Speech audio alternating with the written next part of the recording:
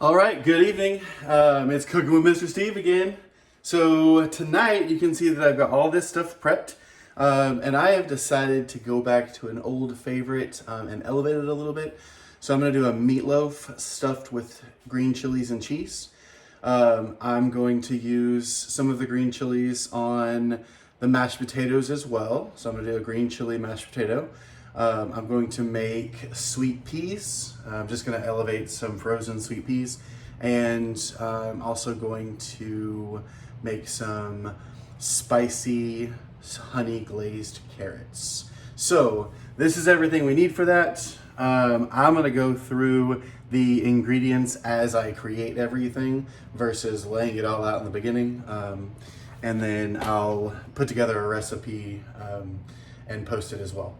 So for our meatloaf, we have a half a pound of spicy pork sausage. I have a full pound of ground beef.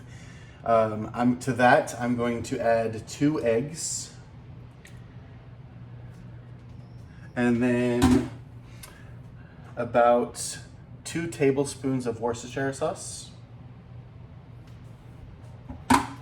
And then I like it really oniony, so I've really finely diced up some red onion. Gonna add that in there as well. And then I'm going to add a third of a cup of milk. I actually ground up my own breadcrumbs because I didn't have any. So I took some wheat bread, dried it out overnight, and then pulsed it in my small food processor. And so that's about a cup of breadcrumbs.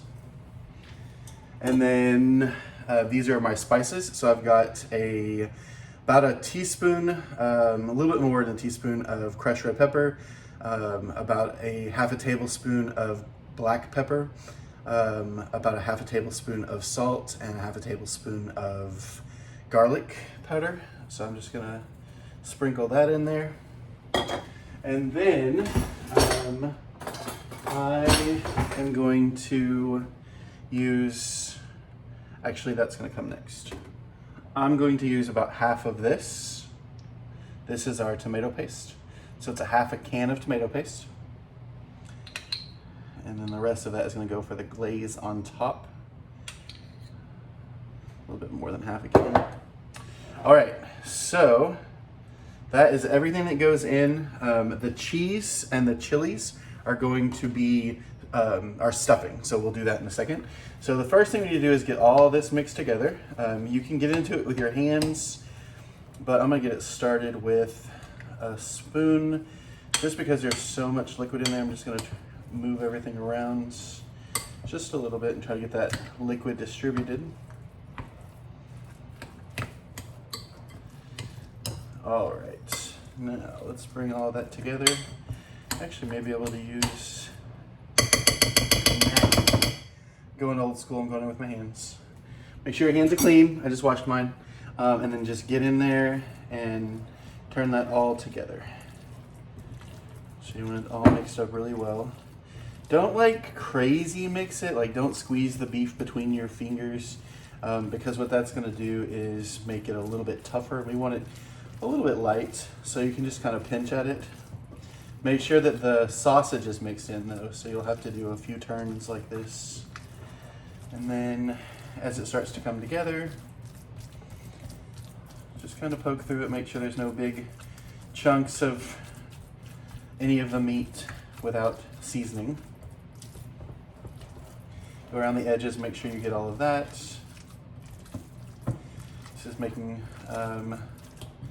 my mom's meatloaf, but I've added a few things that she doesn't. All right, now we've got that done. Here's what we're gonna do. We're going to stuff it. In order to stuff it, we're gonna lay this out on a parchment paper and then just kind of roll it up. So I've got a piece of parchment paper here. And then I'm going to take this and just pat it out.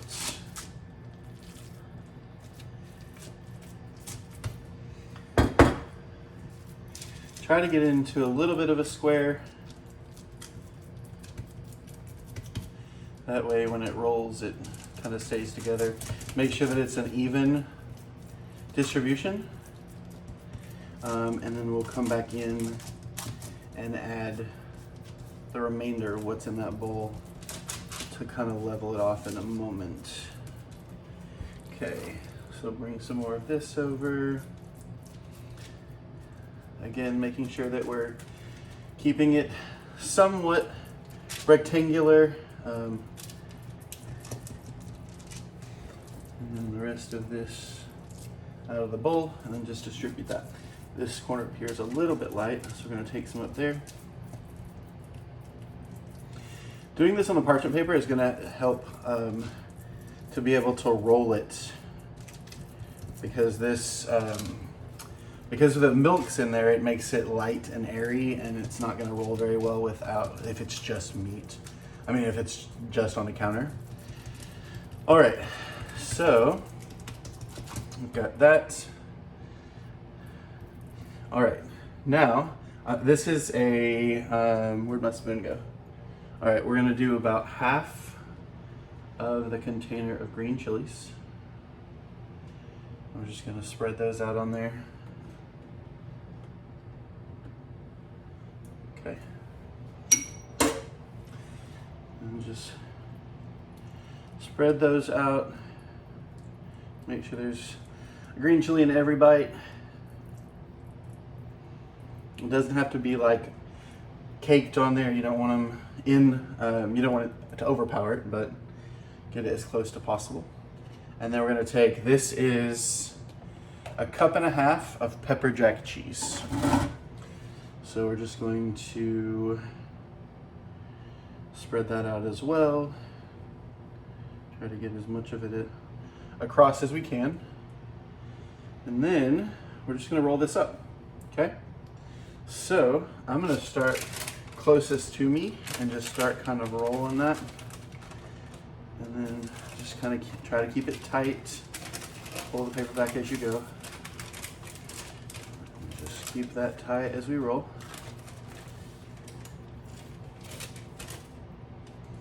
And we stuff that cheese in there so that this last one seals as we sit on top of it, just like that. Okay, and now we've got our meatloaf,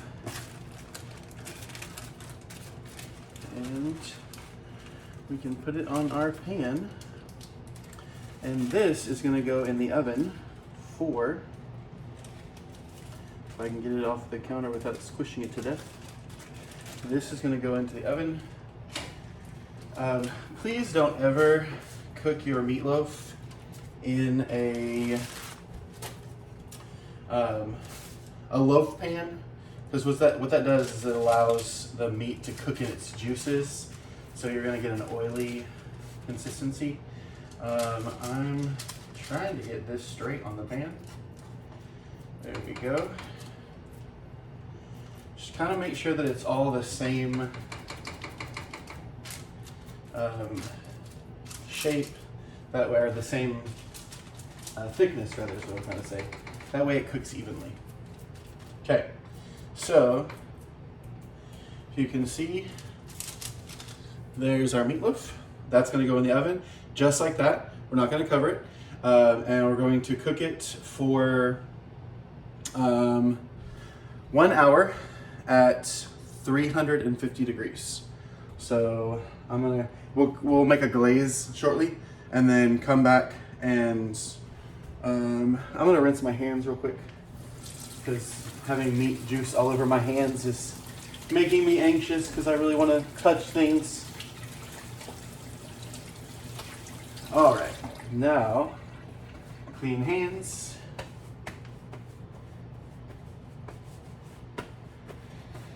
And now we're going to take this and put it in the oven at 350. Right there. Okay, that's going to go in there for 1 hour. What we have left to do is our mashed potatoes. Those will only take a few minutes to cook, so just make sure to have chopped up your potatoes and just large cubes. If you put the whole potato in there, it's not going to cook all the way through. If you put them too small, they're going to disintegrate. If you cut them too big, they're not going to cook through as well. So just, I don't know, about 2 inches, 2-inch cubes. And then to our potatoes, we're going to add cream cheese and some green onions once they're all done. The carrots will only take about 20 minutes to roast, so I'm going to throw those in about 20 minutes before the meatloaf is finished. So we'll come back in a second and I'll show you how to glaze those, and then we'll cook our peas a few minutes before everything else is done. So everything will finish all at the same time. The glaze that we're going to create with our meatloaf is going to be brown sugar, what's left of the tomato paste, and some Dijon mustard. So we'll mix all that together and put that on as well. And then, yeah, we'll get that started. So I will see you in about 40 minutes. See you then. All right, it has been about 40 minutes. I'm going to take the meatloaf out of the oven and put the basting on it, but first we need to make that. So I'm going to take what was left of the tomato paste out of the can. I'm going to add about a tablespoon of Dijon mustard. There we go. And then about a teaspoon of brown sugar. And then we're just going to mix this all together.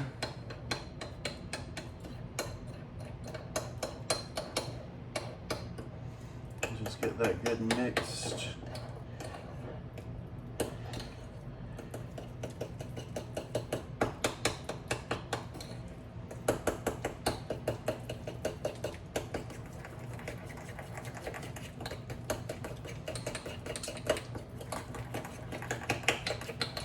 There we go. Now, I'm gonna add just a spoonful of this beef broth, just to thin it up just a little bit. There we go. Get that all mixed in.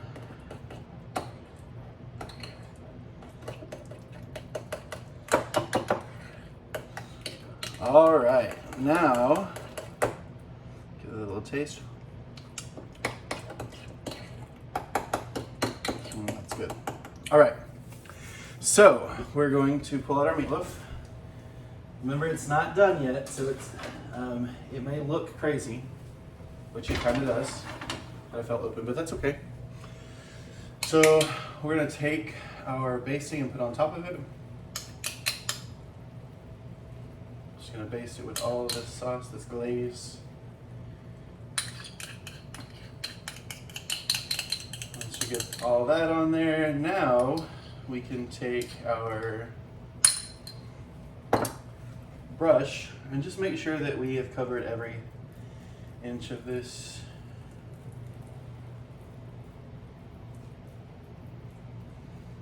Just get it all on there like that.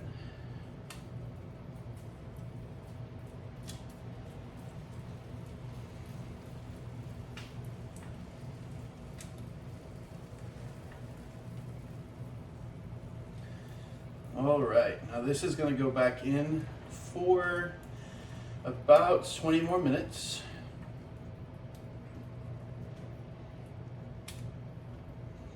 Okay. And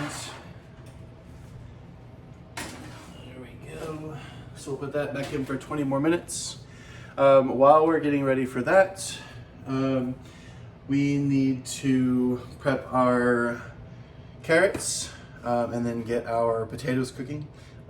So let's do that really quickly. All right, let's get our carrots ready. So we're going to drizzle with olive oil. This one we're just coating, so it's not like an exact measurement. So just drizzle with olive oil a little bit. And then salt and pepper generously. Pepper generously. And then we're gonna do just a little bit of cayenne. So we're gonna use a shaker for this one. Just a little bit, just for a little tiny bit of spice on it. And then some honey. Just coat that. Now, a little bit more olive oil, it looks like. Okay. All right, now we're just gonna toss that around in there. We got tongs. Just to get that good and coated, just flip it around. Make sure that all sides are coated. Go up and down the carrots so that you make sure that they're all coated. Like this big part over here is not coated, so I'm gonna flip it around and get it on this end and then coat it there. All right, now that was nice and easy. So we're gonna put those on parchment lined baking sheet, and we're gonna throw those in the onion. We're gonna throw those in the oven for 20 minutes. Okay. So this goes in for 20 minutes.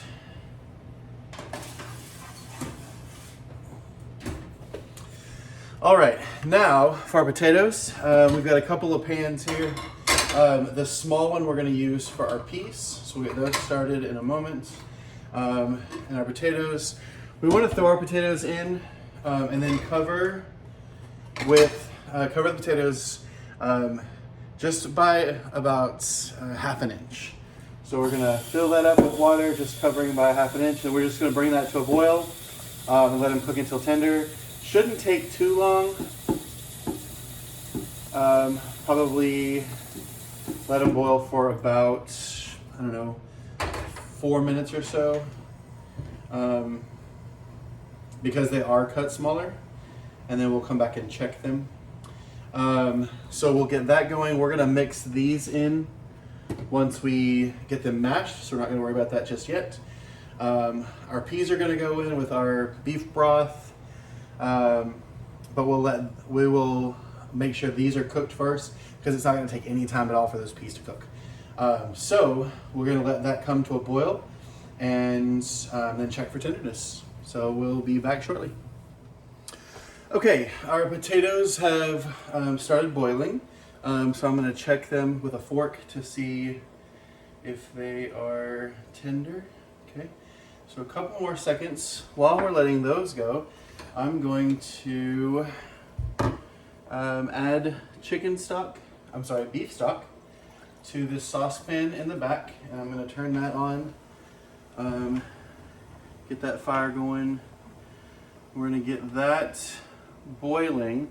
I'm going to throw in these large chopped onions to let those start to cook in there. We're going to bring that to a boil and let that all kind of marry together. I'm going to add a little bit of pepper to that and just a dash of salt. We'll season a little bit more in a moment.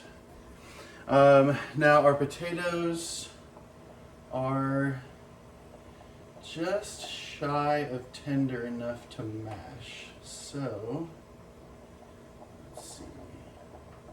Yeah, we need to just give it just a little more.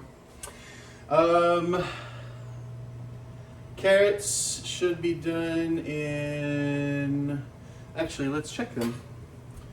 Should be right about now. I'm gonna pull them out and put them on the counter here. So I'm gonna put this towel down. Let's see how tender they are. If they're tender with a fork, we can be done with them. They are not even close. So we're gonna toss those back in. Go for probably another 10 minutes or so. So we'll leave those in there until we get our potatoes finished. potatoes are just about there. We go ahead and drain our potatoes. So we need a colander. For those of you who don't know what a colander is, it's a strainer. Everybody goes, what's a colander? It's just a strainer. So we're just gonna take this, turn the heat off, run this through the strainer, colander. Don't burn yourself, that steam is really hot. Okay. And then I'm gonna leave these potatoes in the pan covered for just a second so they soften up even more. That's the wrong lid. There we go. Let those go for a second. And then as this starts to come to a boil, what we're gonna do is we're gonna cover it and let that just cook those onions down. We don't want crunchy onions with our peas, so we're gonna cook that down. So we're gonna let that go for about 5 minutes or so. And then we will come back and bring out our meatloaf, carrots, finish up our mashed potatoes, and then we'll be good to serve dinner. So I'll see you in a few minutes. Okay, so about 5 minutes has passed. Our broth has come to a boil. So we're gonna take the lid off and we're gonna throw in our peas.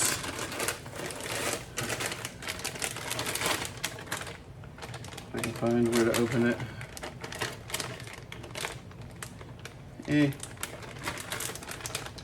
Where are you? I'm grabbing the scissors.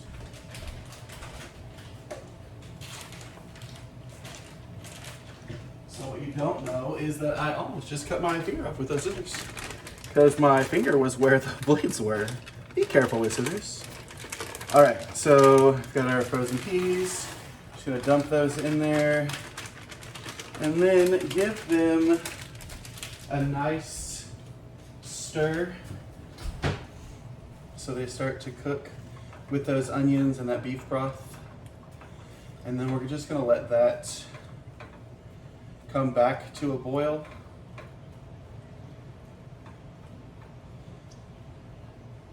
And we'll let it sit there and simmer.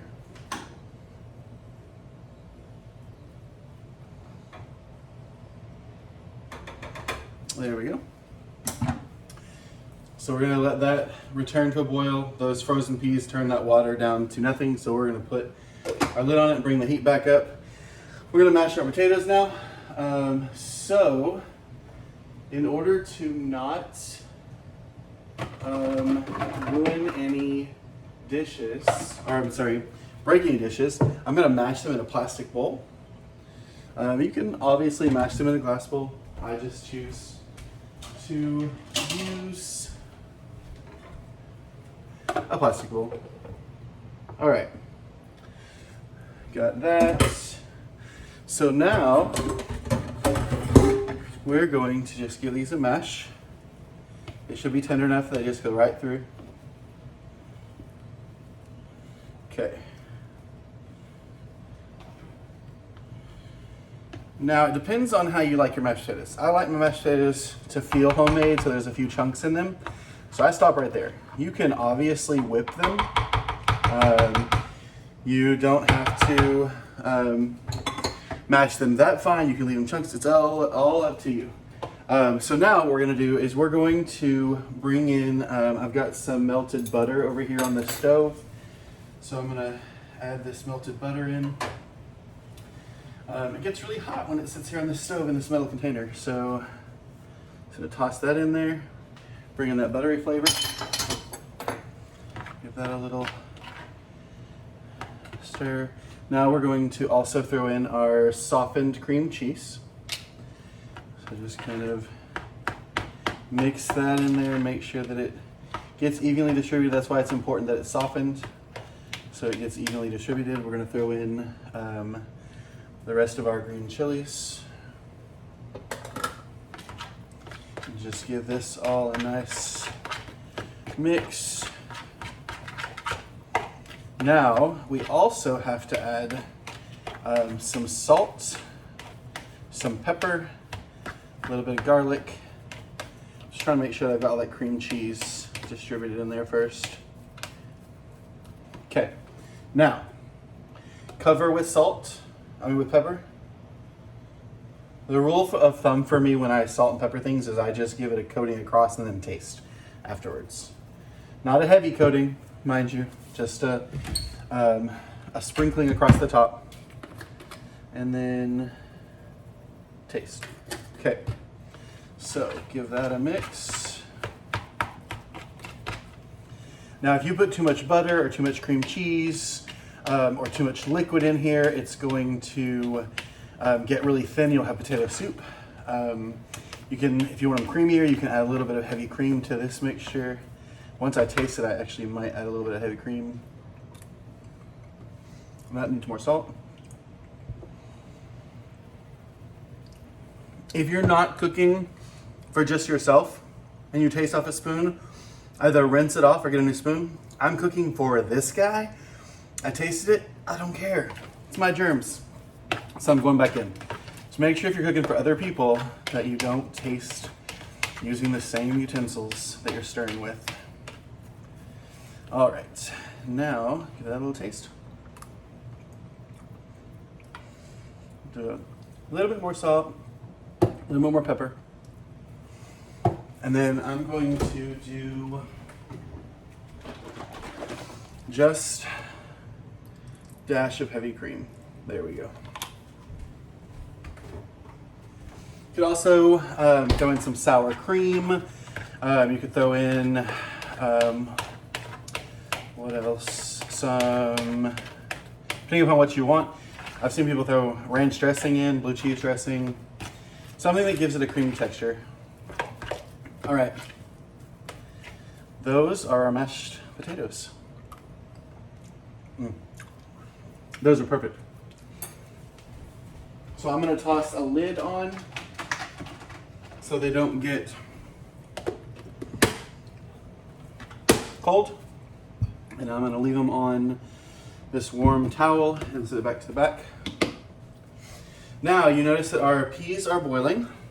So I'm gonna give those a stir with this spoon. There we go. Now, I'll just taste a couple of them, see where they are flavor-wise, see if they need more salt, see if they're still frozen in the center. Just gonna grab one.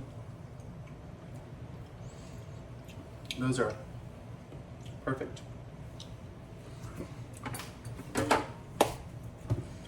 I do require a little more salt. So, I dropped my spoon. Get that going. Now what I'm going to do at this point is I'm going to leave the lid off and I'm going to let that beef broth start to reduce as it boils. Make sure you stir so as not to scorch the bottom of the peas. We want that sauce to kind of evaporate a little bit. I'm gonna turn the heat down to a medium high so it'll continue to cook. And then let's go in and see how our carrots are. So carrots are, looks like they're much better than they were last time. Let's check tenderness. They're still not tender. So we're gonna go back in.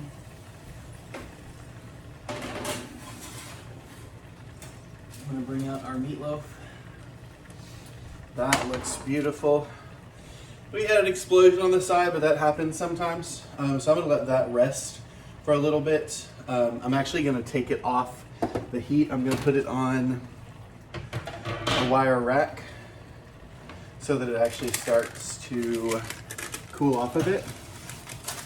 There we go. So we're gonna let that sit there. We're gonna let the peas continue to cook on medium-low heat, and we're gonna let our carrots finish while everything else rests. So we'll be back in a moment. All right, we have our peas finished. We have rested our meatloaf. Mashed potatoes are sitting back here. Let's pull out our carrots. See where we are now. everything burned on the side, but the carrots are glorious. They are nice and tender now. That's great. So, just give those a nice little turn. Ooh, that caramelization on the back of that, look at that, just comes right off. It's gonna be nice and sweet. All right, so we're gonna let those sit over to the side and rest a little bit. All right, so we have our green chili mashed potatoes. We've got our stuffed chili and cheese stuffed meatloaf. And then we've got our sweet peas and spicy honey roasted carrots. So I'm going to, that's all finished. Now you can plate it up. I'm going to plate it up and I'll let you see what it looks like. Have a great day.